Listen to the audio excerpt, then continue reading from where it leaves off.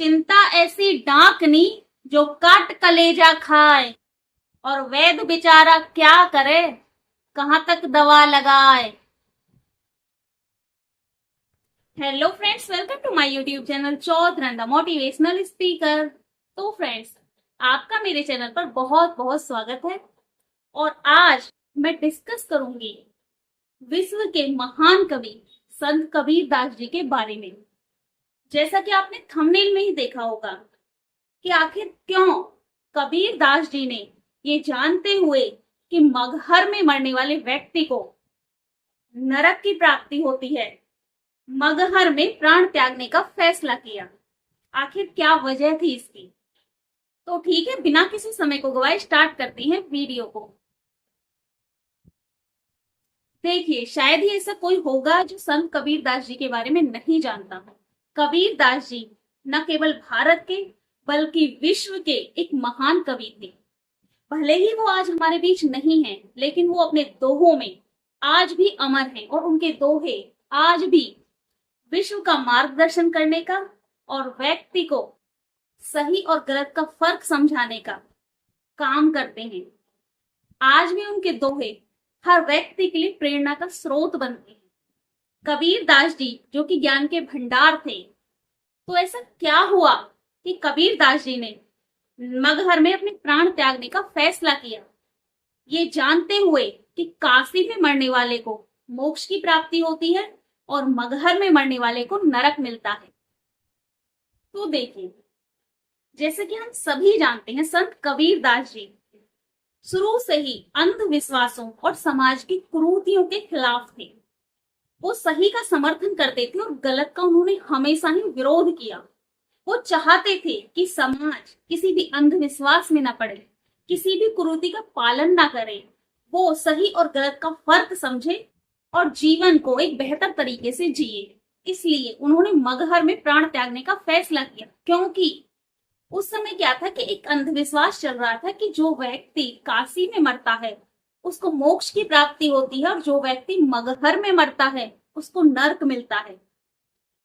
तो कबीर दास जी ने इसी अंधविश्वास को तोड़ने के लिए अपने अंतिम समय में मगहर में जाने का फैसला किया और वहीं पर प्राण त्याग दिए, ताकि समाज को ये संदेश मिल सके कि किसी स्थान विशेष पर मरने से किसी व्यक्ति को नरक और स्वर्ग की प्राप्ति नहीं होती।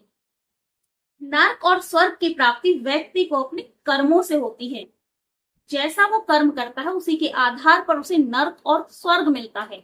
अगर आप कर्म अच्छे करोगे तो आपको स्वर्ग की प्राप्ति होगी, और अगर आप कर्म ही गलत करोगे तो आपको नरक की ही प्राप्ति होगी, भले ही आप किसी भी स्थान पर अपने प्राणों का त्याग करें। तो नरक और स्वर्ग की प्राप्ति किसी स्थान विशेष से नहीं मिलती, केवल और केवल अपने कर्मों के आधार पर मिलती है। और समाज को यही संदेश देने के लिए कबीर दास जी ने मगहर में अपने प्राण त्यागने का फैसला किया। तो ये तो थी कि कबीर दास जी ने मगहर में प्राण क्यों त्यागे। अब इस पर मेरे विचार देखिए, अगर काशी में मरने वाले मोक्ष में जाते ना, तो हर व्यक्ति कोशिश करता कि वो काशी में ही मरे। दूसरा, काशी में मरने वाले सब स्वर्ग में ही जाते और मगहर में मरने वाले सब नरक में ही जाते।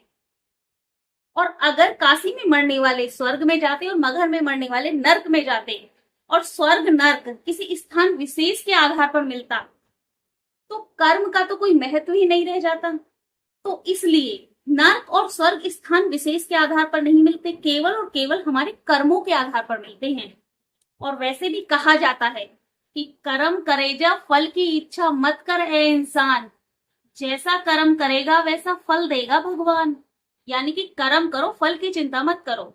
अच्छे कर्म करोगे अच्छा फल मिलेगा, गलत कर्म करोगे तो बुरा फल मिलेगा। तो इसलिए स्वर्ग और नरक अपने कर्मों पर आधारित होता है। किसी स्थान विशेष पर मरने से स्वर्ग और नरक की प्राप्ति नहीं होती।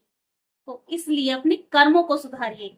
अच्छे कर्म करोगे स्वर्ग की प्राप्ति होगी, और मान लो कि स्वर्ग की प्राप्ति ना भी हुई तो दूसरा जीवन तो अच्छा मिलेगा, और फिर से आपको अच्छे कर्म करने का, पुण्य कमाने का, लोगों की सेवा करने का मौका मिलेगा।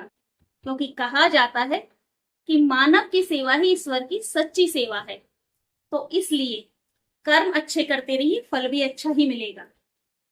और आपको मेरे विचार कैसे लगे मुझे कमेंट करके जरूर बताइएगा, और मिलते हैं अपनी अगली वीडियो में। तब तक के लिए बाय बाय। स्वस्थ रहिए, मस्त रहिए, खुश रहिए। और अगर आपको वीडियो पसंद आई हो तो वीडियो को लाइक और चैनल को सब्सक्राइब कर लेना। And thank you for watching this video. Her her Mahadev.